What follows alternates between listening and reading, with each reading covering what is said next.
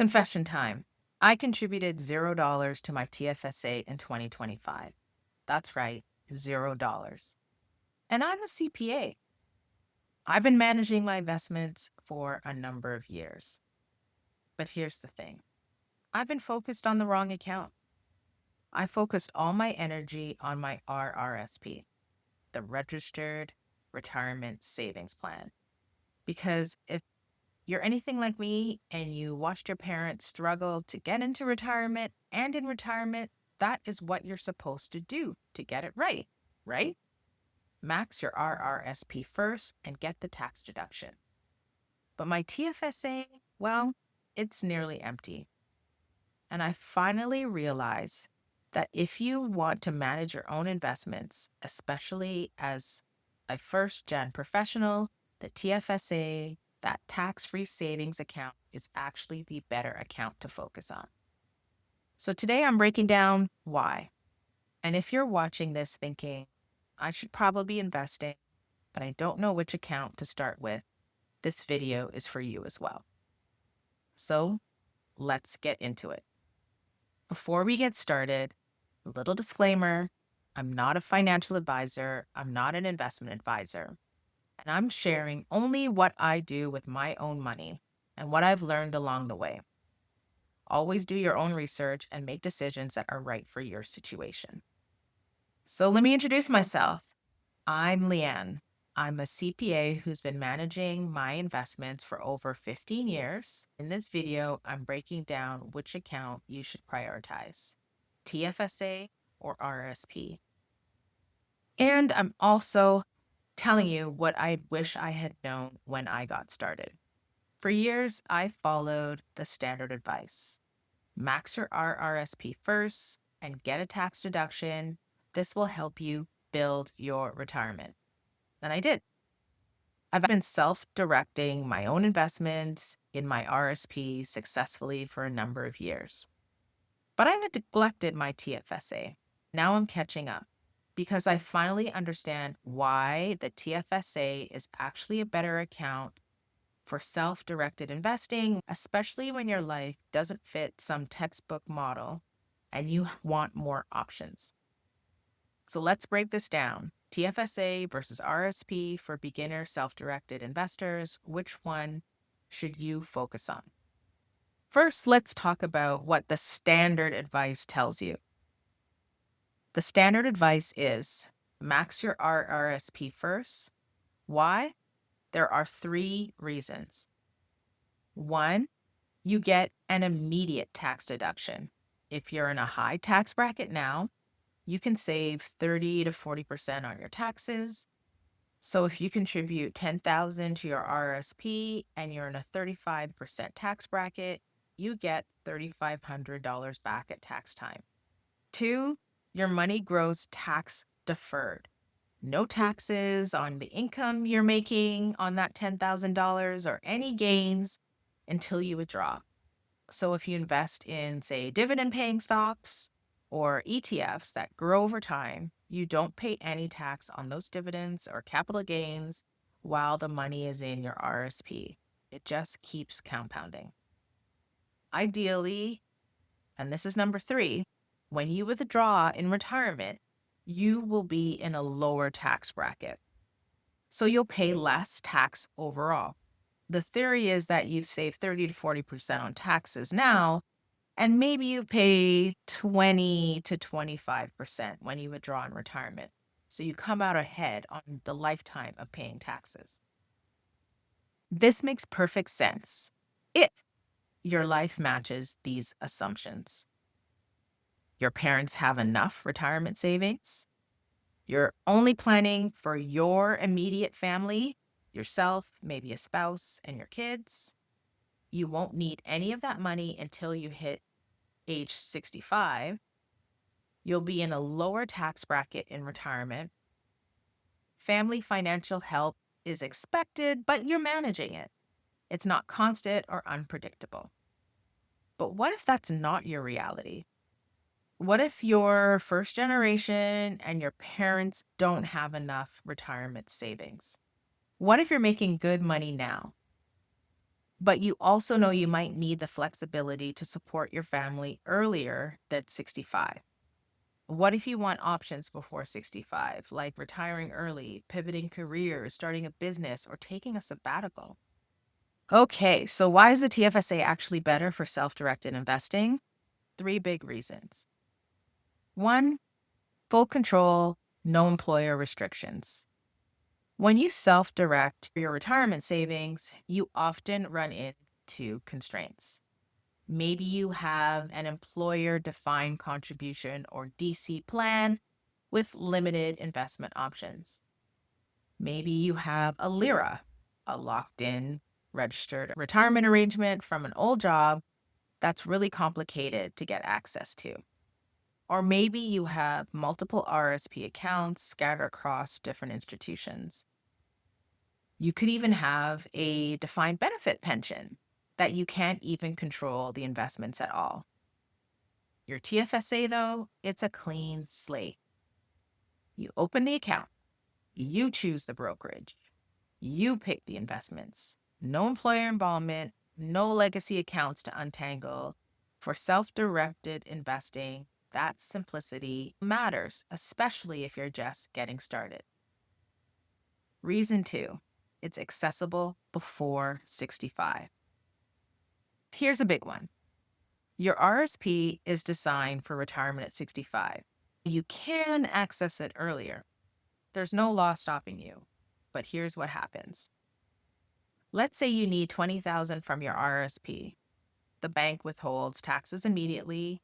If you withdraw 20,000, you only get about 14 to 16,000 in your hands, and the rest goes straight to CRA. Second, that 20,000 gets added to your income for the year. So if you're making 100,000 and you withdraw 20,000, the CRA treats it like you've made $120,000 that year, which could push you into a higher tax bracket. Third, you might owe more tax when you actually file your tax return because withholding tax isn't always enough. And here's the kicker. Once you take the money out of your RSP, that contribution room is gone forever. You can't put it back. So yes, you can access your RSP early, but it's expensive and it's permanent. Your TFSA, well, this is a completely different story. Let's say you need 20,000 from your TFSA. First, no withholding tax. You actually get the full 20,000. Second, it doesn't get added to your income. The CRA doesn't even need to know about it. It won't affect your tax bracket. It won't affect your income tested benefits. Nothing. Third, you get that contribution room back the following year. If you take out 20,000 this year, next January 1, that 20,000 gets added back to your TFSA contribution room. You can put that money back into your TFSA if you want. Now, why does this matter for first-gen professionals? Because your parents didn't have the option to retire early, and they wanted things for you, even though they had to work until they couldn't. You do not have to. Maybe you want to semi-retire or fully retire at 55 instead of 65. Maybe you want to pivot careers in your 40s. Maybe you want to start a business. Maybe you want to take a year off to travel in your go-go years. When you first retire, where you still have the energy and the health to really enjoy it. Maybe you need to support your parents before you turn 65 and need accessibility of that money, not when you retire, but before you retire. The TFSA gives you options. The RSP locks you in.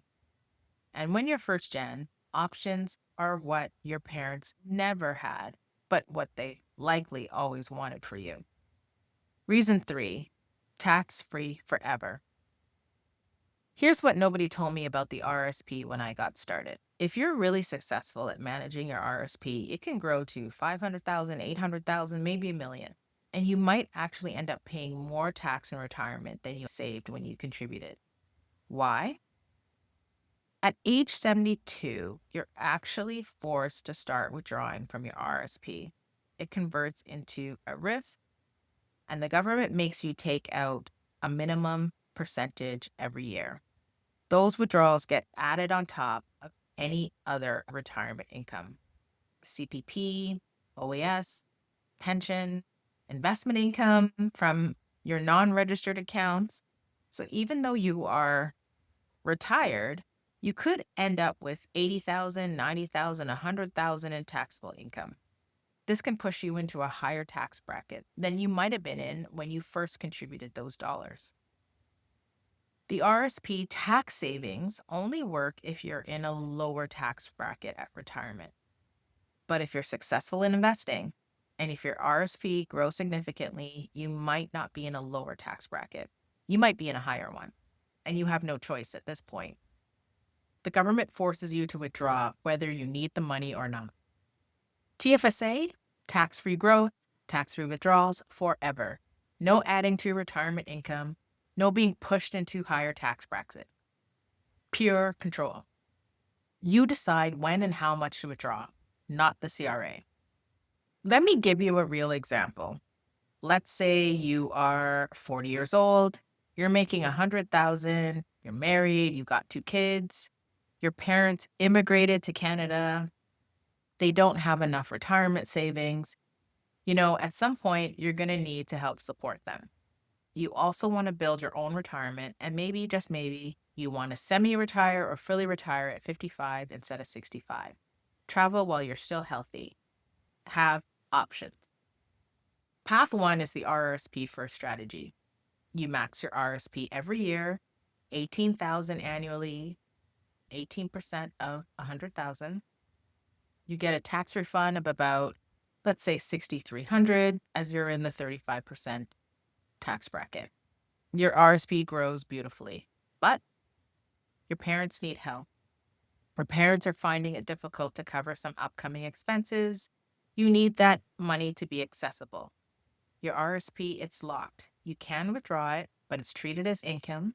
And if you pull out, say, 15,000, you're taxed on it plus your regular income. You might pay $5,000, $6,000 in taxes just to access your own money. Path 2 is the TFSA first strategy. You self-direct your investments in your TFSA first, after getting any employer match that you might have, say $7,000 a year. There's no tax deduction up front, but when your parents need help, you have, say, 80,000 in your TFSA that you can access tax-free. No penalties, no income inclusion. And you still have the flexibility to semi-retire or early retire if you want. Which strategy do you think is giving you more options? So, who should this strategy be really available for?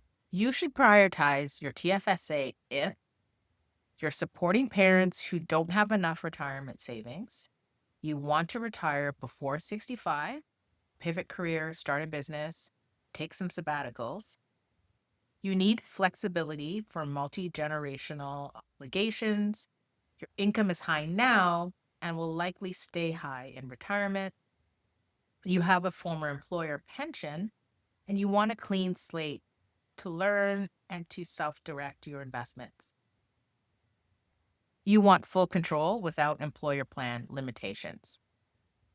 Now, I'm not saying never use your RRSP.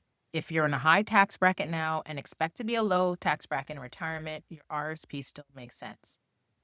But for a lot of first-gen professionals I talk to, TFSA is the better account to start self-directing in. And you could always start there and then progress later.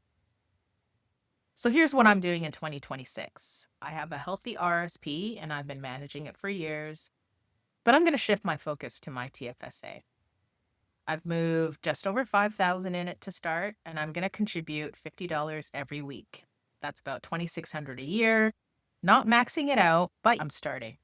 I'm keeping my TFSA very simple. Maybe an all-in-one ETF. Set it and forget it. My RSP, that's a little bit different. It's more complex. I do have multiple holdings. I rebalance. I pay big attention. But for my TFSA, I want to start simple because the goal isn't to optimize every percentage point when you're starting small. It is the overall goal to build flexibility. options that my parents never had. Because at the end of the day, that's what wealth is for first generation professionals. Not just retiring at 65, but having options before.